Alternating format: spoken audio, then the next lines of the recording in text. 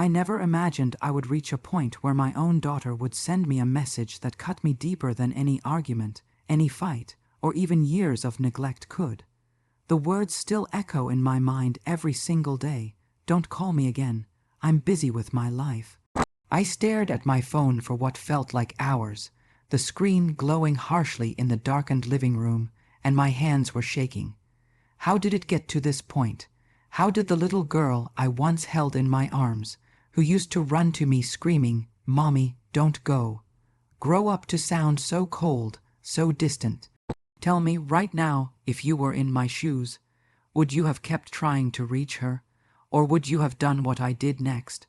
Because the truth is, after reading that message, I deleted her number. I didn't just hesitate. I didn't just put it aside. I made a choice, a drastic one, and it's not something I thought I'd ever do. Let me start from the beginning, because if you don't understand where we came from, you'll never understand why I felt so completely crushed, and why I made a decision that still haunts me in quiet moments. My daughter, Emily, wasn't always this cold. When she was little, she was the kind of child that lit up a room just by walking into it. She had this uncontrollable energy, a curiosity about life that reminded me of why I wanted to be a mother in the first place. Her laughter was infectious, her hugs were warm, and even in her tantrums, there was this innocence that made every scolding and every sleepless night feel worth it. I remember the first time she rode her bike without training wheels. Her face lit up, her little legs pumping furiously, and when she finally stayed upright, she ran to me and shouted, "Mom, did you see me? I did it." Those were the moments I lived for. But life wasn't always easy. Emily was born when I was barely 20, too. I was still trying to find my footing in the world, juggling jobs that barely paid the bills, and a relationship that was on and off more than I care to admit. Her father was supposed to be there, but he was more interested in his friends, his hobbies, and frankly, his own life. For a long time, I was a single mom, learning how to navigate diapers, doctor appointments, school events, and everything in between with little to no support. There were nights when I'd cry myself to sleep after putting Emily down, wondering if I was failing her, if I'd ever do enough, or if she'd even turn out okay. I wanted so badly to be the kind of mother she deserved, but I was young, overwhelmed, and so often exhausted that I wondered if sheer love was enough. Fast forward 10 years, and Emily was a bright, spirited preteen. She had a small group of close friends, was excelling in school, and still loved coming to me with the tiniest details of her day. But the shift started subtly. She began rolling her eyes when I offered advice. She stopped holding my hand when we walked to the car, and the conversations we had became less about sharing and more about her giving me one-word responses. I tried to chalk it up to growing pains, adolescence, hormones, and all the cliches that parents are told. I told myself she still loves me, she still needs me. I clung to that, even as our bond started to feel like it was unraveling thread by thread. When Emily turned 16, things took a turn I wasn't prepared for. She became fiercely independent, almost aggressively so. I noticed it first when she started spending weekends with friends without telling me where she was going. When I'd try to check in, she'd snap back, "I'm fine, Mom, don't worry." At first, I thought I could let her have some space, but the excuses kept piling up, the distance growing thicker each week. And I felt this gnawing sense of helplessness, a realization that maybe the little girl who clung to me for comfort and reassurance was gone, or at least hiding behind walls I couldn't reach. Our arguments started to escalate. Every time I tried to talk to her about responsibilities, school, or even how she treated me, she responded with anger or indifference. The house that once echoed with laughter now felt suffocatingly quiet. I'd find myself sitting alone in the kitchen at night, just staring at the empty living room, remembering the days she used to follow me around with sticky little fingers, asking for another bedtime story. I missed her, I missed that connection. I tried to explain to her how I felt, how important she was to me, but it always ended the same way. Her door slammed, her eyes rolling, and me left in the hallway wondering if I was even speaking the same language anymore. By the time she graduated high school, I had started to feel like a stranger in her life. She was polite in front of others, even warm at times, but in private, the hostility was clear. Every text I sent, every call I made, was met with a short, clipped response or silence.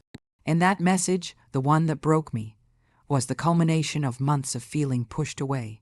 Don't call me again. I'm busy with my life. Those words weren't just a rejection of a phone call. They were a rejection of me, of all the nights I stayed up worrying, all the sacrifices I made, all the love I poured into her. I couldn't process it. I felt like someone had ripped a part of me and held it up to the light, saying, "Look at this. You're not needed." For days, I couldn't bring myself to respond. I stared at her number, my thumb hovering over the keyboard, wanting to text, to plead, to explain, but also knowing it would accomplish nothing. The rational part of me whispered, "Give her space. She's finding herself."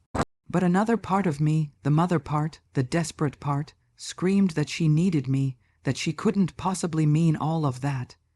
And so I was trapped in a cycle of anxiety, hope, and despair. I couldn't eat properly, couldn't sleep properly, and every little ding of my phone made my heart leap and then sink when it wasn't her. It was during one particularly long night, when the house was quiet and the world outside was asleep, that I made the decision. I opened my contacts, scrolled to her name, and my finger hovered over the delete button. My mind screamed at me not to do it, to hold on, to fight for her. But another, quieter voice said that maybe, just maybe, this was the only way to make her see the impact of her words. To let her feel, in some small way, the distance she was creating. My finger pressed down, and in that instant, a mix of relief and terror washed over me. I had deleted her number. I couldn't call her. I couldn't text her. I had put a boundary that felt both heartbreaking and necessary. The days that followed were some of the hardest of my life. I kept checking my phone, half expecting her to text, to call, to realize what she had done. But nothing came, and yet, amidst the silence, something strange happened. I started to breathe a little easier. I started to reconnect with myself, to find the pieces of me that had been lost in the shadow of constant worry and anxiety. I began to journal, to meditate, to remember who I was outside of being Emily's mother. I even started going out with friends again, reconnecting with people I had neglected because my life had revolved around her. And as much as it hurt, as much as I missed her, there was a small glimmer of something I hadn't felt in years, freedom, even if it was tinged with guilt. It wasn't until one evening, a few weeks later, that the tension reached a new peak. I received a message from an unknown number. My heart jumped. For a moment, I hoped, prayed that it was her. But it wasn't her. It was a friend of hers, sending me a cryptic message about some drama at her college, about how Emily had been struggling and feeling alone. And that's when it hit me. My daughter, the same one who had cut me off, was hurting, and I didn't even know how to reach her anymore. I felt an overwhelming surge of guilt, but also a strange sense of clarity. If I had kept chasing her, if I had kept calling and texting despite her harsh words, I might have only pushed her further away. But by stepping back, by giving her the space she demanded, I had created a possibility, however small, for her to come to me on her own terms. And that brings me to the point where I have to ask you again. If you were in my shoes, would you have deleted her number, knowing it might create distance but also preserve your sanity? Or would you have continued to fight, even at the risk of driving her further away? Because that choice, that one simple action, has defined the path of our relationship in ways I could never have predicted. So that's where I was, torn between fear and relief, between guilt and empowerment. The next weeks would be a roller coaster of emotions, small signs, tiny messages, and moments that tested my resolve. I began to notice subtle changes, little hints that Emily might be noticing my absence in ways she hadn't before. A brief message, a cautious question, a lingering look during a family gathering. And yet, nothing was direct, nothing was easy. Every interaction felt like walking on a tightrope over a chasm of misunderstanding and unspoken hurt. Before I tell you what happened next, Before I reveal the confrontation, the message, and the choice that would change everything between us, I want you to pause and imagine yourself in my shoes. Think about the child you raised, the love you poured, the nights you stayed awake worrying, the sacrifices you made. Would you have deleted their number after such a brutal message? Or would you have done everything in your power to reach them, even if it meant breaking your own heart over and over again? Because the truth is, that decision, that single act of deleting her number, was just the beginning. It was the spark that ignited a series of events I could never have anticipated, events that would test the limits of my patience, my love, and my understanding of what it truly means to be a mother. And it's in those moments, in the small details, in the things that most people would overlook, that the real story of our relationship unfolds. After those weeks of silence, of holding my breath and waiting for some sign that Emily was thinking of me, something unexpected happened. It started with a text, but not from her. It was from a mutual friend who gently nudged me, almost cautiously, saying, "She's asking about you, but she's scared to reach out." My heart raced. I felt relief, fear, hope, and guilt all at once. How could someone who had told me not to call again feel hesitant but curious about me at the same time? It was maddening, confusing, and yet somehow comforting. I didn't respond immediately. I couldn't. I needed to breathe, to prepare myself, to remember that whatever happened next, I had to remain steady, calm, and above all, patient. A few days later, my phone buzzed again. This time, it was her. Emily. My chest tightened so much I could barely breathe as I read her words. "Hey, I don't know if I should be texting you, but I don't know how to talk to you anymore. Can we meet?" My hands were shaking as tears filled my eyes. That one message, those simple words, were enough to undo months of pain, guilt, and anxiety. I stared at it for a long time, wondering how to respond without scaring her off.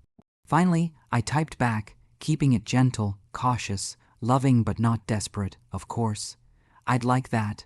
Whenever you're ready, I'll be here." The day we agreed to meet was one of the longest in my life. I couldn't sit still, couldn't focus on anything, and kept checking the clock every 10 minutes. When I finally saw her walking toward me at the little coffee shop we had picked, a place she loved as a child because they gave her chocolate milk without asking, I felt my heart explode. She was older now, taller, independent, and her eyes had this guarded quality I wasn't used to seeing. But there was also something else, something familiar, that spark of the little girl I once held, the one who used to run to me when she was scared. We sat across from each other, and for the first few moments neither of us spoke. We just looked. I could feel the tension, the walls, the fear and resentment that had built over years, and I could sense her trying to read me, trying to figure out if I would judge her, push her away, or let her in. I took a deep breath and started, "Emily, I want you to know I'm sorry for everything, for the times I may have pushed too hard or not understood you or made you feel like I wasn't here for you. I love you more than anything, and I've missed you so much." Her eyes welled up, and I could see the tears forming. She swallowed hard and looked down at her coffee cup, tracing the rim with her finger. I didn't mean to hurt you. I needed space. I felt like I was drowning, and when I told you not to call me, I didn't know how else to push back without completely exploding. My heart broke a little hearing her speak, realizing how trapped she must have felt. "I know, honey," I whispered, "and I understand. I'm not angry. I missed you. I needed you even when I gave you too much space, too. We talked for hours that day. Not just small talk, not just apologies, but the real, raw stuff. The things we were afraid to say for years. The misunderstandings that had piled up, the frustrations, the fears, the hurt. She told me about the pressure she had felt at school, at home, and the fear of disappointing me, of not being enough. I told her about my exhaustion, my worry, and how desperately I had tried to hold on without knowing how to step back. Every word was heavy, every pause meaningful. By the end of it, I realized something incredible. The bond we had thought was broken wasn't gone. It had been buried under layers of miscommunication, pride, and fear. That's when the real turning point happened. She asked me something I hadn't expected. "Mom, when you deleted my number, I didn't know how to react. I was angry at first, but then I realized something. I realized I've been pushing you away because I thought you wouldn't understand me, and maybe you needed me to fight for you. But instead, you gave me space and it made me see how much you care without me having to demand it." I blinked back tears. I didn't even know how to respond. Her words were so honest, so raw, so deeply human. It was as if deleting her number, something I had feared would create distance forever, had actually opened the door to understanding, to connection, to healing. We hugged for what felt like forever. That hug wasn't just a hug. It was a reconciliation, a restoration of trust and love that had been strained to the breaking point. I could feel her heart beating against mine, her little self, the child I had loved and protected, emerging again, not as a scared, dependent girl, but as a young woman who was learning how to navigate her own life while still valuing the bond we shared. In the weeks and months that followed, our relationship slowly began to change, grow, and deepen. Emily started calling more often, not out of obligation, not out of guilt, but because she wanted to. She invited me to her college events, to meet her friends, to share pieces of her life I had been absent from for too long. And I listened. I didn't push. I didn't lecture. I just listened, just loved, just showed up in ways that were supportive without being suffocating. It was a delicate balance, one that required patience, humility, and constant awareness of her boundaries. But it was worth every second. There were still hard days, of course. Days when she would withdraw, when arguments flared up over trivial things, when her independence collided with my instincts to protect. But the difference now was communication.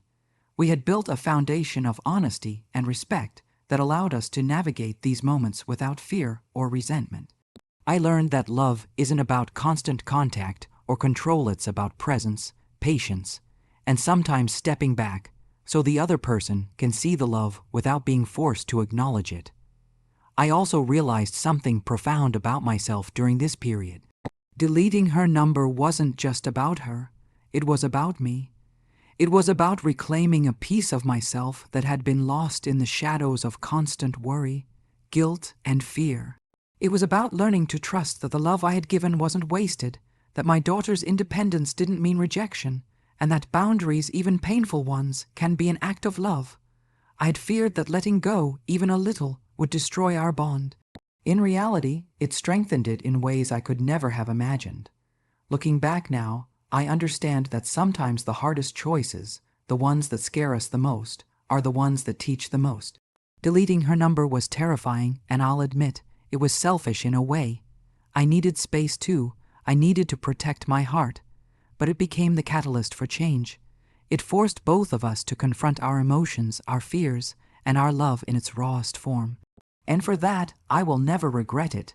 So here I am today, telling you this story not to boast, not to claim any wisdom I don't have, but to share the complexity, the pain, and the unexpected beauty of navigating a fractured parent-child relationship.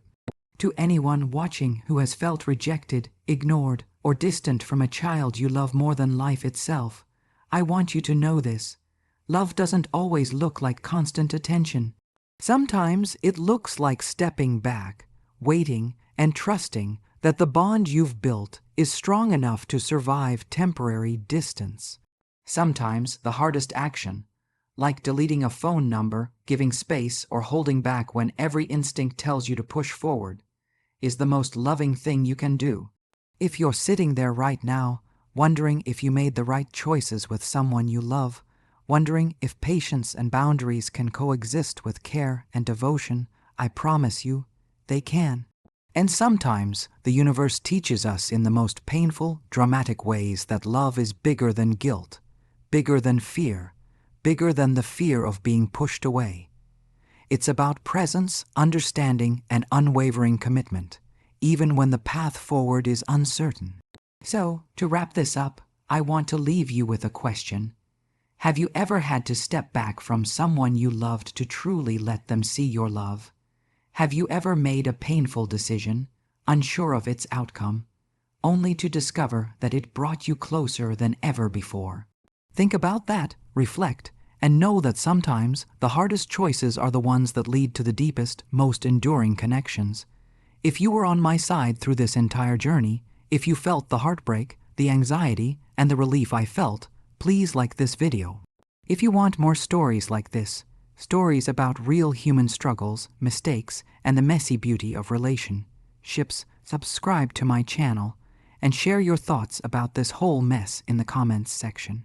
I genuinely want to hear what you would have done in my shoes, how you would handle a situation like this, and what you've learned about love, patience, and family.